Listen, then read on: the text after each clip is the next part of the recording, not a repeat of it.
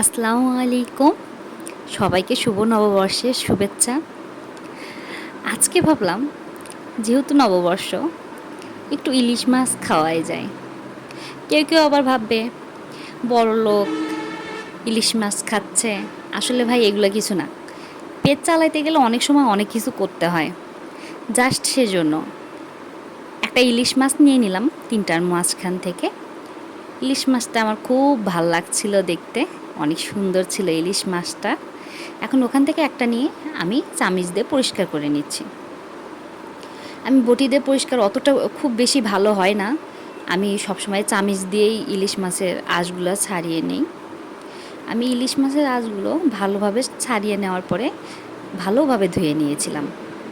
এখন এটা কাটতে বসবো। ইলিশ মাছের আমি কোনো পেটির মাঝখান থেকে বের করব না, আমি সরাসরি মাছের পিস করে ফেলবো। কারণ যেহেতু ভাজবো সেহেতু একটু বড় বড় হলে খেতে ভালো লাগবে, দেখতেও ভালো লাগবে। এদিকে মাছ কাটতে কাটতে দেখবেন হুট করে কোথা থেকে যেন বৈশাখী ঝড় চলে আসবে। আমি নিজেও বুঝতে পারি নাই যে হুট করে আমার পিছন দিয়ে একটা বৈশাখী ঝড় আসবে, আর সেই বৈশাখী ঝড় এসে সব কিছু উল্টাপাল্টা করে দিয়ে চলে যাবে। হুট করে মাছ কাটতে কাটতে রিল্যাক্সেই মাছ কাটতেছিলাম, আর চিন্তা করছিলাম যে একটা মাছ দিয়ে তো হবে না, আরেকটা মাছও মনে হয় কাটতে হবে, একটু বেশি হলে ভালো হতো। তো এই চিন্তা করতে করতে দেখি যে আমাদের এদিকে আবার আমার পাশেই বৈশাখী ঝড় চলে আসছে। এই দেখেন ভূমিকম্প হচ্ছে, মানে টোটাল ভূমিকম্প, যেটা বলার কথা না। এই ভূমিকম্পটা করতেছে আমার ছোট ছেলে।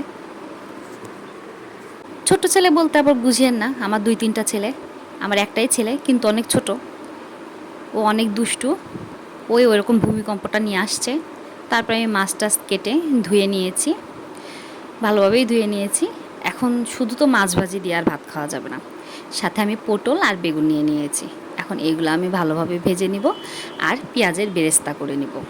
ভাজার পরে ভাজার উপরে পেঁয়াজের বেরেস্তা না দিলে দেখতে কেন জানি না ভালো লাগে না। পেঁয়াজের বেরেস্তাটা যেমন খেতে ভালো লাগে, দেখতেও তেমন সুন্দর লাগে। তো এই তো আমি ফাইনালি সব ভেজে ফেলছি। আমার ভাজা শেষ হয়ে গেলে আমি বেরেস্তা দিয়ে সার্ভ করে ফেলেছি।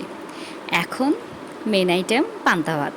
কেউ কিন্তু পান্তা ভাত খায়নি আমার বাসায়, জাস্ট আমি একটু পান্তা ভাত নিয়েছিলাম, আমি একটু খেয়ে দেখেছি। সবাইকে আবার শুভ নববর্ষের শুভেচ্ছা।